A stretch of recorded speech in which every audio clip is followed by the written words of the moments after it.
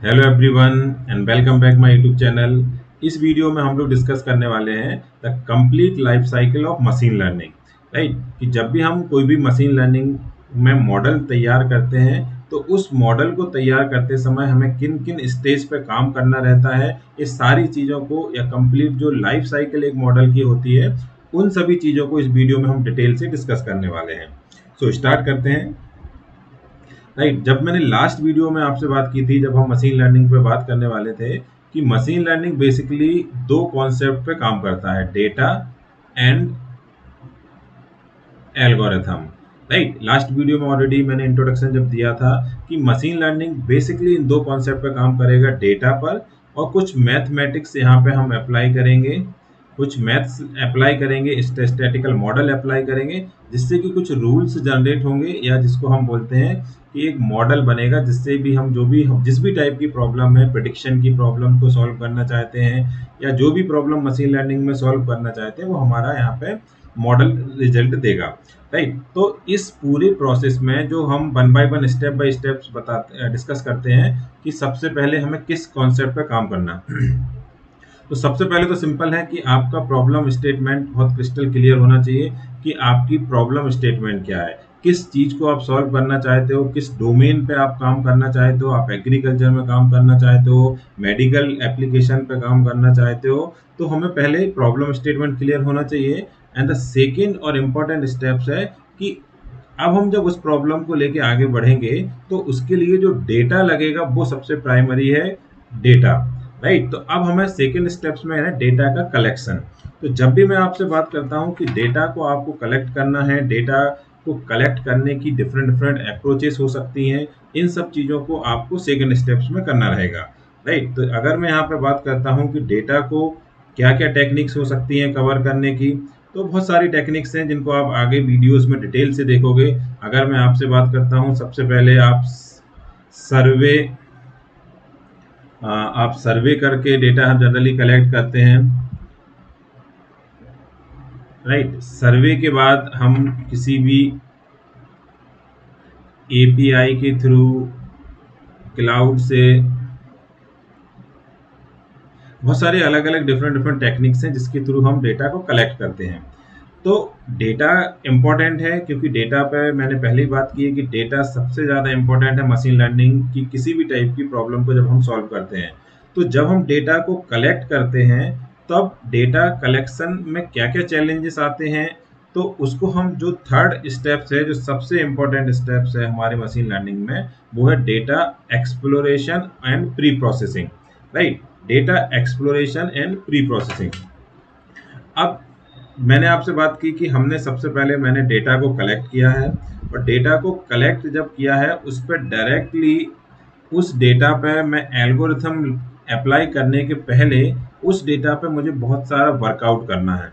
अगर मैं जो ओरिजिनल मैंने डेटा कलेक्ट किया है और डायरेक्टली उस पर कोई भी एल्गोरिथम अप्लाई कर दूंगा तो हमारा जनरली वीक मॉडल प्रिपेयर होता है, वीक मॉडल तैयार होता है। क्यों? क्योंकि जो डेटा मैंने कलेक्ट किया है उस डेटा में एन नंबर ऑफ चैलेंजेस हैं अभी इनिशियल फेज में, because this is our raw data. Right, तो जो अब तीसरी स्टेप्स है वो बेसिकली इन्हीं चीज़ों पर काम करना है कि उस डेटा को कैसे स्ट्रॉन्ग बनाया जाए, कैसे फिल्टर आउट किया जाए, ताकि जो मॉडल मेरा बनेगा वो स्ट्रॉन्ग मॉडल होना चाहिए या जो प्रिडिक्शन मेरा करने वाली है उसकी एक्यूरेसी हाई होना चाहिए।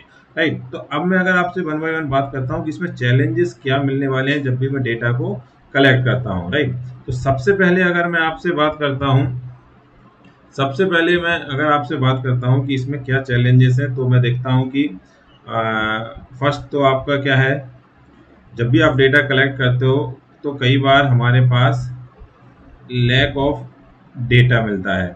जिस भी फील्ड पे हम काम करने चाहते हैं, इसको मैं लिख देता हूँ प्रॉब्लम्स इन रॉ डेटा, कि लैक ऑफ डेटा है, डेटा ही कम है हमारे पास, तो आपका model better result, better accuracy के साथ काम कर ही नहीं सकता है। कई बार आपके पास टू मच डेटा, डेटा बहुत ज़्यादा है, तो वो भी एक बिग चैलेंज है कि हम उस डेटा को हैंडल कैसे करेंगे। फिर उस डेटा में अगर हम बात करते हैं तो जनरली कई बार मिसिंग डेटा मिलता है, मिसिंग डेटा मिलता है, ये सबसे बड़ा चैलेंज है हमारे डेटा में। कि आप जनरली कई बार देखते होंगे कि अगर मैं आपसे बात करता हूँ कि आप अगर सर्वे करते हो जनरली, तो सर्वे में हम देखते हैं कि कई बार फीमेल जो होती हैं वो एज पे इग्नोर करते हैं।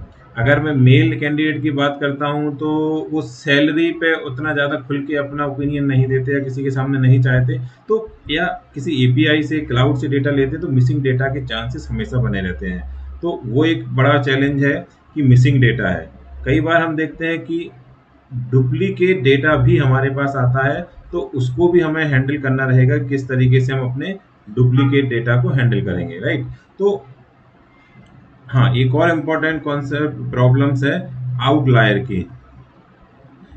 एक और हमारे पास है आउटलायर। ये सारे जो चैलेंज हैं जो रॉ डेटा में है, हमारे जो हमारा रॉ डेटा है उसमें ये सारे चैलेंजेस हमें मिलने वाले हैं, राइट। तो अब हमको क्या करना रहेगा इस स्टेप्स में, ये इम्पोर्टेंट है। तो इसको रिमूव करने के लिए या इस पे हमें कुछ डेटा की, सबसे पहले तो डेटा की क्लीनिंग करनी पड़ेगी, राइट। डेटा क्लीनिंग करनी पड़ेगी। इसमें हम बोल सकते हैं कि कुछ फीचर इंजीनियरिंग करनी पड़ेगी। फीचर फीचर इंजीनियरिंग जिसको हम बोलते हैं, इसमें बेसिकली 2 से 3 हम काम करेंगे फीचर इंजीनियरिंग में, जिसको मैं बोल सकता हूँ, जस्ट सबसे पहले इसमें फीचर इंजीनियरिंग में बोल सकता हूँ मैं फीचर ट्रांसफॉर्मेशन, फीचर ट्रांसफॉर्मेशन। दूसरा इसमें मैं बोलता हूँ उनको feature extraction selection, sorry. And तीसरा है मेरा फीचर एक्सट्रैक्शन, राइट। अब इनको अगर मैं डिटेल से आपको एक्सप्लेन करूं तो ये तीनों चीज़ें हैं क्या। अब मेरे पास जो डेटा है या जो भी मेरे पास ओरिजिनल डेटा था, तो उन पे सबसे पहले मैं बात करता हूं कि मुझे डेटा की क्लीनिंग करनी पड़ेगी।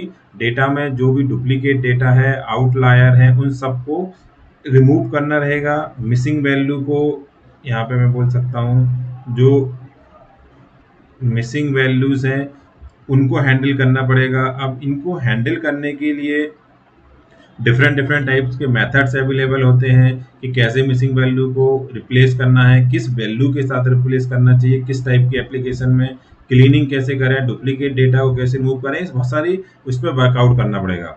देन उसके बाद जो हमारे एट्रीब्यूट्स हैं जिनको मैं फीचर बोलता हूँ, उन एट्रीब्यूट्स का ट्रांसफॉर्मेशन भी जरूरी है। ट्रांसफॉर्मेशन की अगर मैं बात करता हूँ बेसिकली, तो इसमें मैं बोल सकता हूँ कि दो हमें इनकोडिंग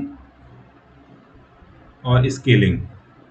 इनकोडिंग का सिंपल सा मतलब है कि अगर मेरा कोई भी कैटेगोरिकल फीचर है, नॉन न्यूमेरिकल फीचर है, उसको मुझे, इसको मैं बोल सकता हूँ, कोई कैटेगोरिकल फीचर को मुझे न्यूमेरिक फीचर्स में कन्वर्ट करना पड़ेगा। क्योंकि जब भी हम मशीन लर्निंग पे काम करते हैं तो स्ट्रिंग एट्रीब्यूट्स का कोई रोल नहीं होता है, वो कुछ किसी भी टाइप की कैलकुलेशन में स्ट्रिंग काम नहीं कर सकती है। तो हमें जितनी भी फीचर्स हमारे हैं उन सबको, जो नॉन न्यूमेरिकल फीचर है उनको हमें न्यूमेरिक फीचर में कन्वर्ट करना पड़ेगा। फिर अगर कोई लार्ज वैल्यूज हैं या कम वैल्यूज हैं तो उनको स्केलिंग भी करनी पड़ेगी। इस पूरे कॉन्सेप्ट को हम बोलते हैं फीचर ट्रांसफॉर्मेशन। मतलब जितने भी एट्रीब्यूट्स हमारे पास थे उनको प्रॉपर एक स्केलिंग करना, इनकोडिंग करना। फिर सेकंड आता है उनको सिलेक्ट कैसे किया जाए। अगर सपोज मेरे डेटा में 32, 84, 128 ऐसे कुछ n नंबर ऑफ एट्रीब्यूट्स हैं, तो सारे एट्रीब्यूट्स इंपॉर्टेंट नहीं होते हैं, तो उनमें से कुछ एट्रीब्यूट्स जो इंपॉर्टेंट है उनको कैसे सिलेक्ट किया जाए वो यहाँ पे हमको करना रहेगा। देन फाइनली एक्सट्रैक्ट कैसे करेंगे उनमें से। तो ये सारे वर्कआउट आपको इस फेज में करना रहेगा, जिसको मैं बोलता हूँ डेटा एक्सप्लोरेशन, या इसको बोलते हैं डेटा एक्सप्लोरेटरी एनालिसिस। इस फेज को, ये इंपॉर्टेंट फेज होता है जिसमें सारे डिटेल्स हम आगे वाले वीडियोस में देखेंगे कि क्लीनिंग, मिसिंग डेटा को, फीचर इंजीनियरिंग कैसे परफॉर्म करते हैं, इन चीज़ों को। अब जब मैंने आपको बोला इस फेज पे कंप्लीटली काम कर लिया, अब हमारा टर्न आता है कि इसमें कोई मैथमेटिक्स अप्लाई किया जाए जिससे कि मॉडल प्रिपेयर हो, राइट। तो हमारा नेक्स्ट फेज आता है मॉडलिंग। मॉडलिंग का सिंपल सा कंसेप्ट है, यहाँ पे थोड़ा सा दिखने में ओवरलैप हो रहा है। Build a model to solve your problem, right. Build a model to solve your problem. मतलब सिंपल सा हुआ कि अब हमें इस फेस में कोई भी जो डेटा था उस डेटा पे, इसको मैं लिखता हूँ इससे, राइट, जो मेरा इस फेस की अगर मैं बात करता हूँ, इस फेस में जो मेरा डेटा ऊपर से आया है क्लीनिंग होके, उस पर कोई model statistical statistical model apply करना है, जिसमें मैं बोल सकता हूँ रिग्रेशन कर सकता हूँ, डिसीजन ट्री अप्लाई कर सकता हूँ, कोई क्लस्टरिंग की एल्गोरिथम अप्लाई कर सकता हूँ, के मीन्स लगा सकता हूँ। तो बहुत सारे मॉडल्स हैं जिनको हम अप्लाई करके इस डेटा पे अप्लाई करेंगे, जिससे अब हमारा मॉडल प्रिपेयर होगा और मॉडल प्रिडिक्शन के लिए रेडी होगा, कुछ रूल सेट होंगे। देन उसके बाद मैं बात करता हूँ वैलिडेशन।